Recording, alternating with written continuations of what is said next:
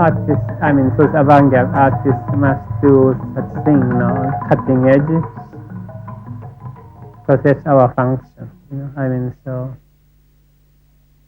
close to perverseness, close to deviation, just cutting edge. So that is we are kind of psychoanalysts for the mass society, yeah.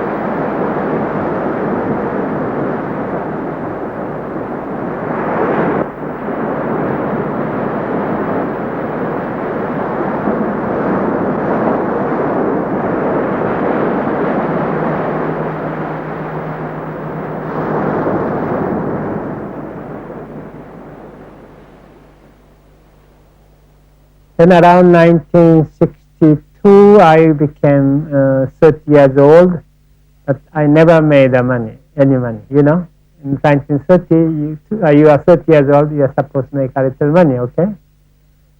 So I thought what I can sell, because Arthur Miller said in this capitalistic world, anything which you own is only what you can sell. If you cannot sell, you don't own, okay? So I have to start selling something. I have nothing to sell, and then my music and performance is so esoteric, and you cannot sell to million people, when I make record, I sell maybe 50 copies, So I thought, well, then you have to sell to aristocratic people, spiritual aristocrat, Not necessarily rich, some people, but also spiritually aristocrat, and which did exist, which does exist in West Europe more than other, That means spiritual aristocrat can mean like doctors, lawyers, like company executives who are basically good people who, make living in, as you do, television producers. So we decide to make social fluxus movement, which we are selling to the half mass, democratically priced pieces, that it is essentially useless pieces, So there's a little middle class which can afford those useless objects, so-called art is useless object, and yet it's not the investment objective, it's not $1 million, like $500. So flux movement succeeded, as a new social strata. And then, so for that I started to make sound producing objects, object sonore, and because which people can buy and become source of private property, The problem is that music and time-based art is essentially socialistic property, You know, if you can order share, but you cannot own, like telephone. You don't own telephone, you just share the experience. However, irony is that socialistic property relationship become always banal because you have to entertain million people at the same time. Only Beatles can do, you know, special talent.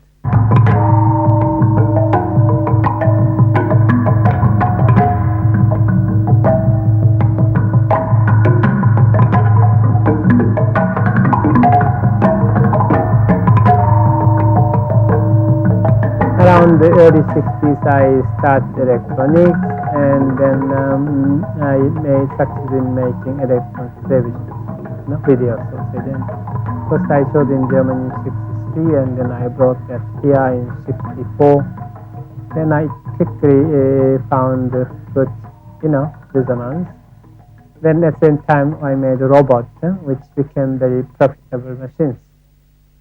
So the difference of my robot is it has no function.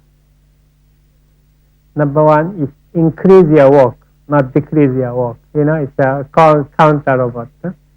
Then next one we made especially for Spanish, Empire, Don Quixote robot.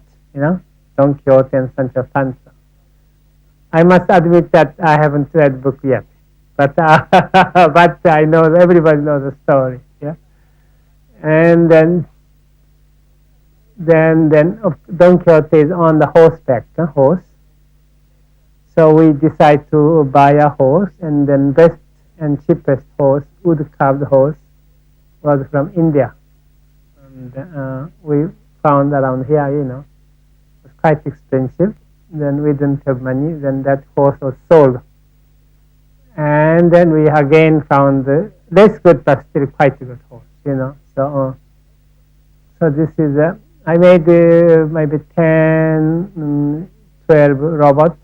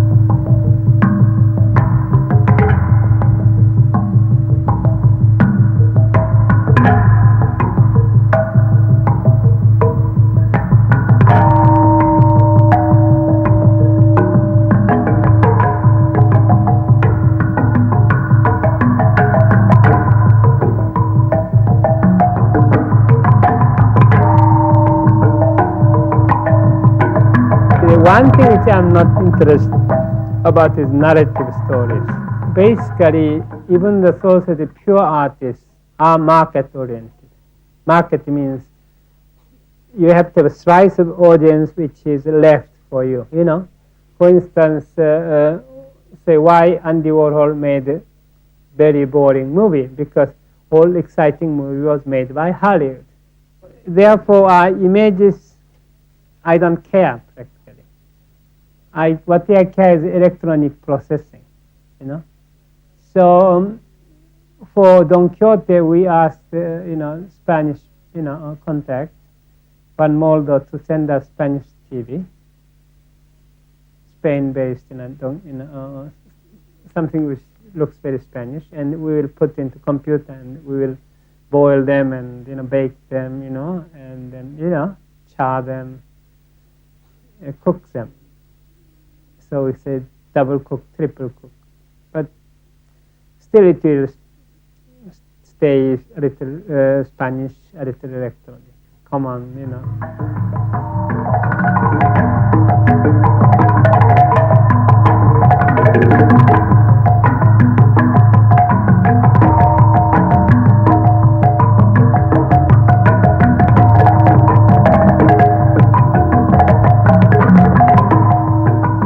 So people say, why you paint? And I am honest, you know, we have to create private property, and as well as I like it, you know, it's my freedom. Artists is what artists do, you know. And so number two, television frees us from your painter, your sculptor, your, you know, poet, because painters need everything, you know, including pornography, you need, you know.